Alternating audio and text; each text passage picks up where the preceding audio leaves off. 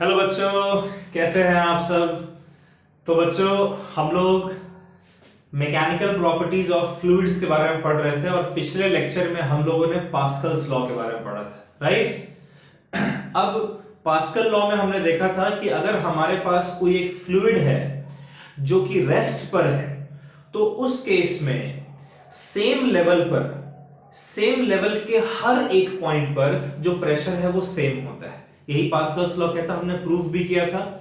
अब आज का जो हमारा लेक्चर है उसमें हम लोग पढ़ने जा रहे हैं कि अगर हमारे पास एक कंटेनर हो और उस कंटेनर में अगर हम फ्लूइड भर देते हैं, तो जैसे जैसे आप उस कंटेनर में अंदर जाते हैं, फ्लूइड के अंदर जाते हैं, यानी कि डेप्थ जैसे जैसे इंक्रीज होता चला जाता है, वैसे वैसे प्रेशर में क्या बदलाव मिलता है।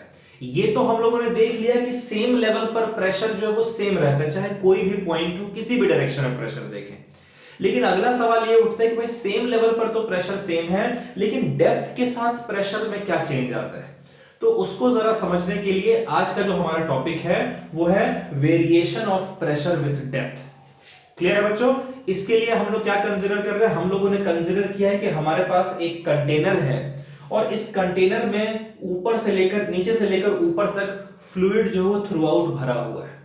और इसी कंटेनर में जिसमें फ्लूइड है उसमें मैंने दो पॉइंट्स कंसीडर किए हैं, पॉइंट 1 और पॉइंट 2। जहां पॉइंट 1 का जो प्रेशर है वो P1 है और पॉइंट 2 का जो प्रेशर है वो P2 है। क्लियर है। हमने क्या कंसीडर किया कि हमारे पास एक कंटेनर है जिसमें थ्रू आउट फ्लूइड भरा हुआ है और उस कंटेनर में मैंने दो पॉइंट्स कंसीडर किए हैं, पॉइंट 1 और पॉइंट 2। जहां पॉइंट 1 पर प्रेशर P1 है और पॉइंट 2 पर प्रेशर P2 है। एक और चीज समझिए कि जो पॉइंट 1 है वो पॉइंट 2 से h हाइट ऊपर प्रेजेंट है। क्लियर है। यहां पर प्रेशर P1, यहां पर प्रेशर P2 और जो पॉइंट 2 से h हाइट ऊपर पॉइंट 1 प्रेजेंट है। क्लियर है। अब प्रेशर के वेरिएशन को समझने के लिए हम लोगों ने कंसीडर किया है, इमेजिन किया है कि इस पॉइंट 1 और पॉइंट 2 के बीच में जो फ्लूइड का हिस्सा है वहां पर हमने कंसीडर किया एक सिलेंड्रिकल शेप का एलिमेंट, जहां इस सिलेंड्रिकल शेप के एलिमेंट का बेस एरिया कैपिटल A के बराबर है, उसकी हाइट h के बराबर है, नीचे वाला जो बेस है वो जो पॉइंट 2 है उस पर लाई करता है, ऊपर वाला बेस जो है वो पॉइंट 1 है उस पर लाई करता है। लॉजिक समझ रहे हैं। मैं फिर से रिपीट कर रहा हूं एक बार। हम लोगों ने कंसीडर किया है कि हमारे पास एक कंटेनर है जिस कंटेनर में थ्रू आउट फ्लूइड भरा हुआ है और इस कंटेनर में हमने दो पॉइंट्स कंसीडर किए हैं, पॉइंट 1 और पॉइंट 2, जहां इनके बीच का डिफरेंस जो वो h है। ठीक है, इनके पोजीशन का डिफरेंस। पॉइंट 1 पर जो फ्लूइड का प्रेशर है वो P1 है, पॉइंट 2 पर फ्लूइड का प्रेशर जो है P2 है। और हमने पॉइंट 1 और पॉइंट 2 के बीच में एक सिलेंड्रिकल एलिमेंट कंसीडर किया है जिसका cross section area capital A है, जिसका हाइट h है और इसके बेसिस जो है पॉइंट 2 और पॉइंट 1 पे लाई करते हैं। अब देखिए, अगर आप इस सिलेंडर को यहां पर लाकर रखेंगे तो जाहिर सी बात है इस सिलेंडर को यहां पर जो पहले फ्लूइड प्रेजेंट था उस फ्लूइड को डिस्प्लेस करना पड़ेगा इस स्पेस को ऑक्यूपाई करने के लिए।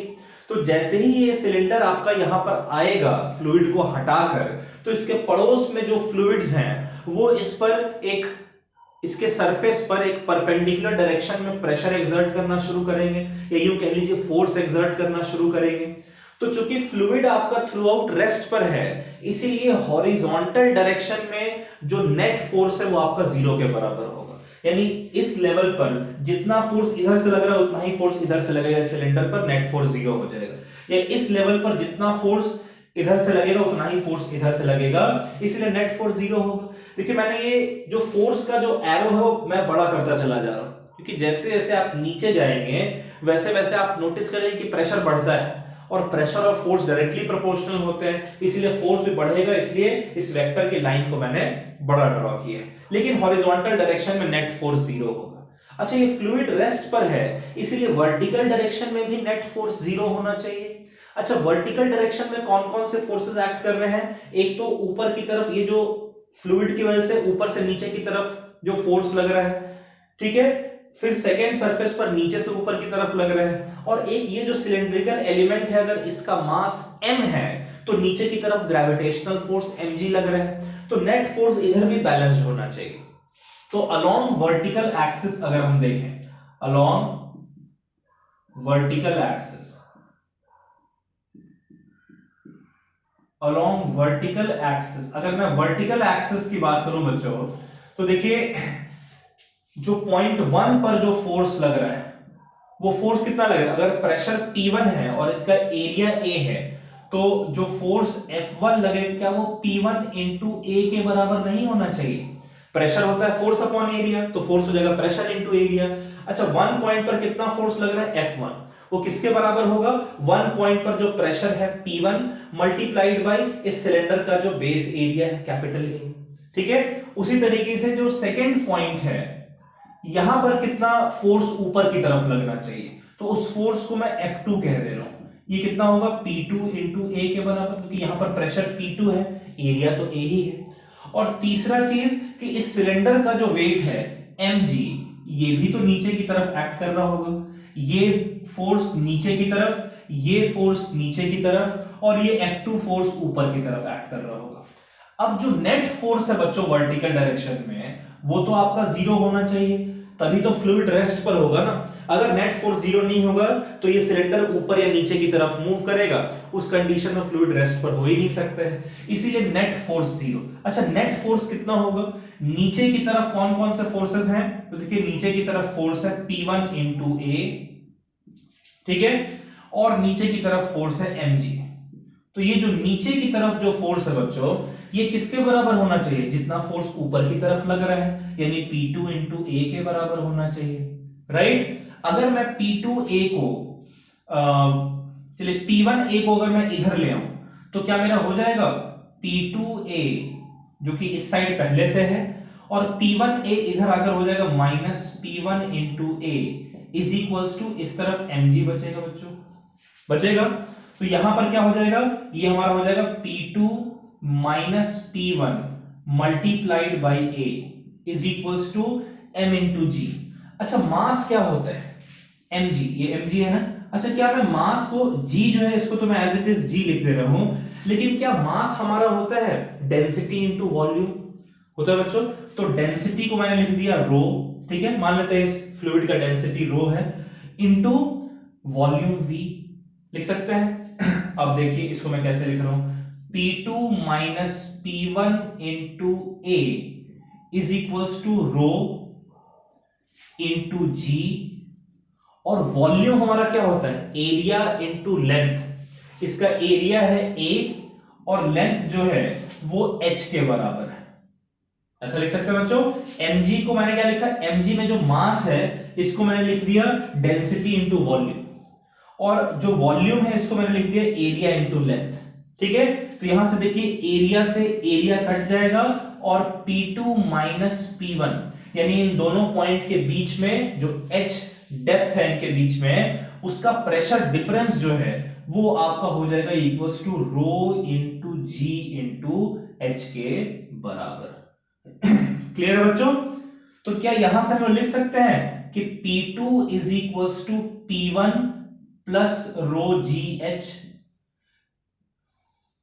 यानी कि हम कह सकते हैं कि जो ज्यादा डेप्थ पर जो पॉइंट है उसका प्रेशर कम डेप्थ पर जो पॉइंट है उसके प्रेशर प्लस समथिंग के बराबर होता है। इसका क्या मतलब? रो पॉजिटिव नंबर, जी पॉजिटिव और एच पॉजिटिव, तीनों आपका जो वो पॉजिटिव, क्योंकि यहां पर सिर्फ मैग्नीट्यूड है तो डायरेक्शन नहीं लेंगे हम, माइनस जे कैप लिखेंगे जी में, तो तीनों पॉजिटिव है।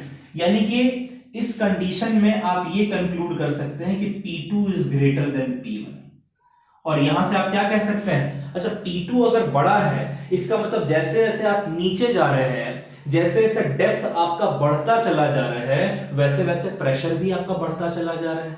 तो इसीलिए हम कहते हैं कि प्रेशर इंक्रीजेस विथ डेप्थ, जैसे जैसे आपका डेप्थ बढ़ेगा वैसे वैसे प्रेशर जो है वो भी बढ़ता चला जाएगा। क्लियर है बच्चों? अब एक चीज और समझिए, अभी तक जो कंडीशन हमने लिया है उस कंडीशन में 1 और 2 दोनों पॉइंट जो हैं वो फ्लूइड के अंदर लाई कर रहे हैं।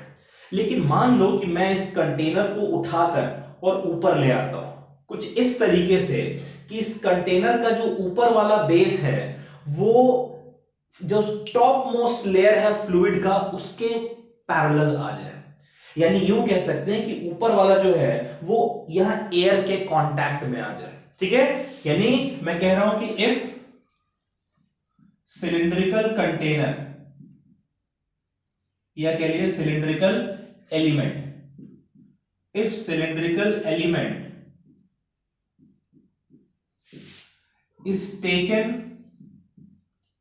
up such that its top surface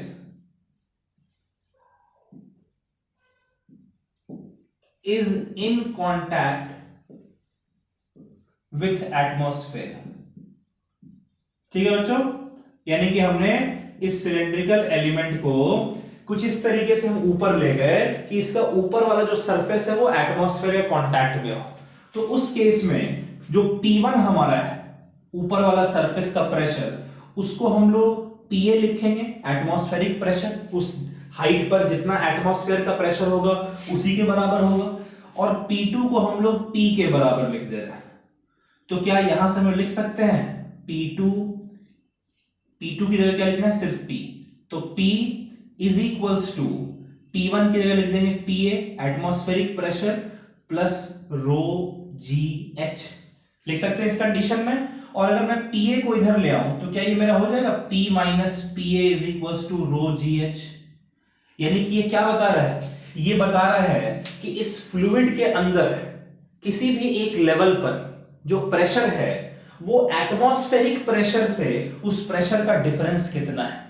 भाई एटमॉस्फेयर पर कुछ प्रेशर है, एटमॉस्फेरिक प्रेशर यहां पर कुछ है और यहां पर कुछ प्रेशर है, तो इन दोनों प्रेशर के बीच में कुछ डिफरेंस होगा ना, वो डिफरेंस आपका रो GH के बराबर है। ये किस चीज के ऊपर डिपेंड करता है, ये अच्छा ये जो आपका प्रेशर डिफरेंस है, कौन सा प्रेशर डिफरेंस, जो नीचे अंदर जो फ्लूइड के प्रेशर है और जो एटमॉस्फेयर का प्रेशर है उसके बीच का जो डिफरेंस है, इसे हम लोग गॉज प्रेशर कहते हैं। क्या कहते हैं बच्चों, इसे हम लोग गॉज प्रेशर कहते हैं।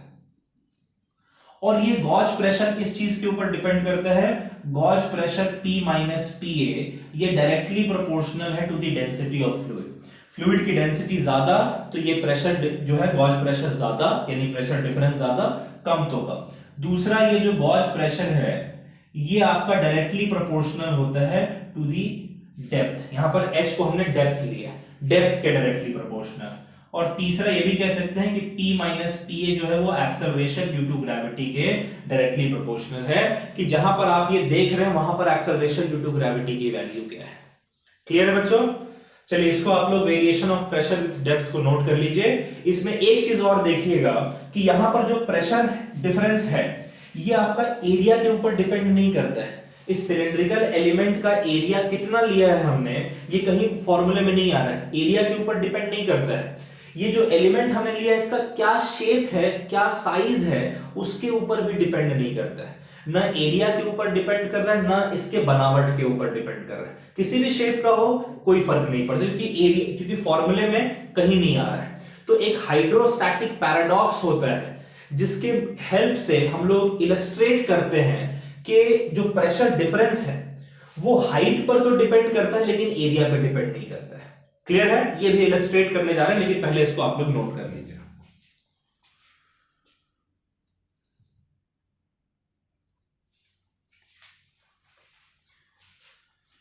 तो बच्चों देखिए अभी हम लोगों ने variation of pressure with depth में पढ़ा था कि प्रेशर किसी भी पॉइंट पर, या यूं कह लीजिए प्रेशर किसी भी डेप्थ पर minus the pressure at atmosphere, यानी एटमॉस्फेरिक प्रेशर किसी भी एक हाइट पर, ये आपका किसके बराबर होता है, रो GH के बराबर होता है। दैट मींस कि ये जो प्रेशर डिफरेंस है जिसे हम लोग गॉज प्रेशर कहते हैं, ये हाइट के डायरेक्टली प्रोपोर्शनल है, लेकिन फॉर्मूले में कहीं भी एरिया नहीं आ रहा है। यानी कि किसी भी कंटेनर में अगर आप वाटर के लेवल को राइज कराते हैं तो कोई फर्क नहीं पड़ता है कि उस कंटेनर का शेप क्या है, डिपेंड करता है कि आप कितने प्रेशर से उसमें वाटर जो है वो आप भेज रहे हैं, उसी के हिसाब से वो हाइट को एक्वायर करेगा। तो इसके लिए एक हाइड्रोस्टैटिक पैराडॉक्स है, इसको आप समझिएगा। इसमें देखिए क्या है कि नीचे एक रीजन है जहां पर कि आप नीचे से पानी जो है किसी प्रेशर से आप पानी जो है यहां से कोई भी फ्लूइड जो है आप यहां से भेज रहे हैं। अब देखिए ये फ्लूइड सबसे पहले तो नीचे से राइज करेगा, राइज करके इस हाइट तक पहुंच जाएगा, राइट। इस हाइट तक पहुंचने के बाद अब इसके पास 3 अलग अलग रीजन्स है जहां पर कि ये राइज करेगा। एक ट्यूब ए है जिसमें राइज करेगा, एक ट्यूब बी है जिसमें राइज करेगा, और एक ट्यूब सी है जिसमें राइज करेगा। और इन तीनों ट्यूब्स का जो शेप है वो अलग अलग है। इन तीनों ट्यूब्स का अलग अलग हाइट पर जो क्रॉस सेक्शन एरिया है वो अलग अलग है। तो मैं ये आपको शो करना चाह रहा हूं कि एक्चुअली में प्रेशर डिफरेंस जो कि गॉज प्रेशर होता है वो सिर्फ हाइट के डायरेक्टली प्रोपोर्शनल होता है, वो एरिया पे डिपेंड नहीं करता है। तो इन तीनों जो हमारे जो ओपनिंग्स हैं, इन तीनों ओपनिंग्स में अगर आप देखें तो इनका एरिया अलग अलग है, लेकिन चूंकि प्रेशर डिफरेंस एरिया पे डिपेंड कर ही नहीं रहा है तो कुछ भी इनका एरिया हो, प्रेशर डिफरेंस पर कोई फर्क नहीं पड़ेगा। प्रेशर डिफरेंस को किस चीज से फर्क पड़ता है? हाइट से फर्क पड़ता है। तो इसीलिए इनका एरिया चाहे कुछ भी हो, जब वाटर या कोई भी फ्लूइड जब राइज करेगा, लिक्विड जब राइज करेगा, तो ये तीनों ओपनिंग्स के थ्रू इक्वल हाइट पर राइज करेगा। किसी भी इंस्टेंट ऑफ टाइम पर आप देखेंगे तो तीनों में हाइट इक्वल है। वैसे कायदे से देखें तो इसका एरिया कम है, इस पर जल्दी राइज कर जाना चाहिए, अगर आप मतलब हम दिमाग लगा सकते हैं, या एरिया ज्यादा है इसलिए धीरे धीरे राइज करना चाहिए, लेकिन एक्चुअली में ऐसा नहीं होता है। होता क्या है कि ये सेम लेवल ही एक्वायर करता है चाहे किसी भी ओपनिंग के थ्रू हम लोग इसको भेजें, ठीक है। ये किस बात को इंडिकेट करते हैं? ये इंडिकेट करते हैं कि जो प्रेशर वेरिएशन है वो आपका एरिया के ऊपर डिपेंड नहीं करता है, बल्कि हाइट के ऊपर डिपेंड करता है। डेंसिटी के ऊपर भी डिपेंड करता है, लेकिन डेंसिटी तो चूंकि एक ही लिक्विड है इसलिए डेंसिटी तो थ्रू आउट सेम रहेगा। इतने छोटे से रीजन में एक्सेलरेशन ड्यू टू ग्रेविटी भी आपका वेरी नहीं करेगा, इसलिए सिर्फ हाइट आपका मेजर वेरिएबल है, और ये सिर्फ हाइट के ऊपर ही डिपेंड कर रहा है। इसलिए अलग अलग कंटेनर्स में जिनका एरिया अलग है, शेप अलग है, फिर भी वो सेम हाइट तक राइज कर रहा है। क्लियर है बच्चों? ये इसको भी आप लोग नोट कर लीजिए। और आज का जो लेक्चर था बच्चों हम लोग यहीं पे समाप्त कर रहे हैं। नेक्स्ट लेक्चर जब हम लोग करेंगे तो एक और नए टॉपिक के साथ हम लोग आएंगे। वहां पर उस चीज को सीखने के लिए अभी तक जो मैंने आपको पढ़ाया है, आज का जो लेक्चर था वो बहुत इंपॉर्टेंट होने वाला है, क्योंकि आज के लेक्चर को हम लोग नेक्स्ट लेक्चर में यूज करने जा रहे हैं। पास्कल्स लॉ को भी यूज करेंगे, ठीक है, दोनों को यूज करेंगे।